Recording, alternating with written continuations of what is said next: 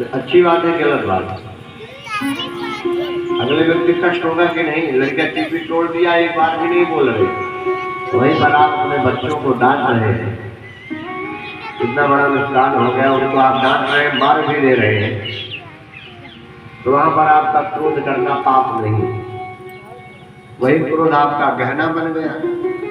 लेकिन कोई कह दिया कि चलो भैया भोजन कर, आपको तो खाना लगी है, आप जो भोजन के लिए पूछ रहा है तो आप उसको क्रोध दिखा रहे हो, वहां क्रोध आपका पाप। तो कहे जो क्रोधी हो चुका है, जो क्रोध कर रहा है, और जो कामी हो चुका है, स्त्रीण है, कामी है, और यहां तक अगर कोई प्रेत योनि में भी भटक रहा हो तो श्रीमद् भागवत महापुराण की कथा को सुन ले तो उसका उद्धार हो जाता है, उसका कल्याण हो जाता है। श्री देवर्षि नारद जी महाराज के भगवान, आपकी तो हर बातें समझ में आ गई, कोई क्रोधी हो भागवत की कथा सुने तो क्रोध शांत हो जाता है, पाप मुक्त हो जाता है, कोई स्त्रीण हो कथा सुन करके मुक्त हो जाता है, कोई हमेशा पाप ही करता हो कथा को सुने मुक्त हो जाता है, लेकिन कोई प्रेत योनि में भटक रहा हो, कोई प्रेत हो, कथा को सुन करके उसका भी उद्धार होगा, ये बात आपको समझ में जरा आ नहीं रही।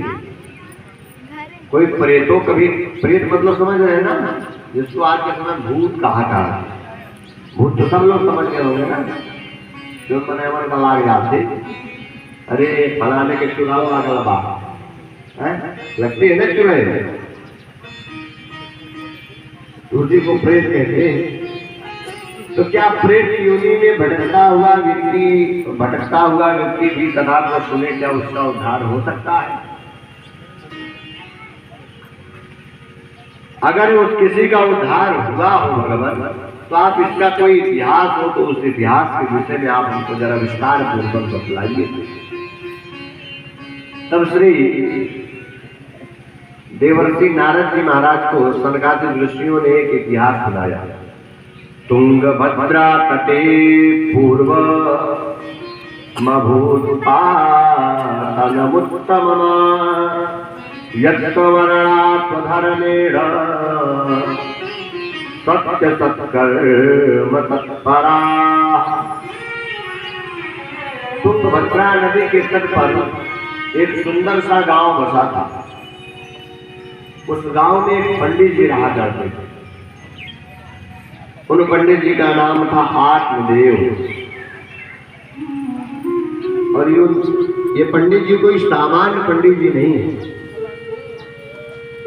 आत्मदेव पुरे तस्मिन् सर्ववेद विशारदः। चारों वेदों का ज्ञान रखने वाले थे श्री आत्मदेव जी महाराज। और इतना ही नहीं, लौकिक मंत्रों का भी हो ज्ञान। श्रौतस् मार्गेषु निष्णातो बुद्धीय एव भास्करा। माने कि इतना इनको ज्ञान था कि जब ये चला करते थे तो ऐसा लगता था मानो कि दूसरे सूर्य ही निकल गए हो, ऐसा उनका ललाट चमकता रहता था।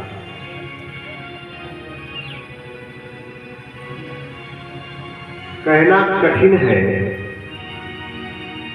क्योंकि बात किसी को लग सकती है, लेकिन अगर ब्राह्मण अपने ब्रह्मनिष्ठ पर रहता है तो उसका ललाट ही बता देता है कोई ब्राह्मण है।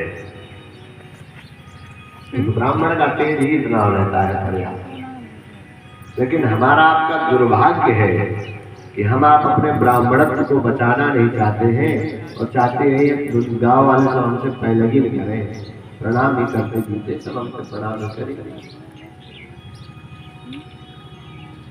आपको अपने अंदर इतनी चैतन्यता, इतना तेज ला लेना चाहिए कि अगला व्यक्ति आपको कुछ बोलने से पहले 10 बार सोचे कि अगर कुछ बोलूंगा तो इनकी वाणी ही मेरे लिए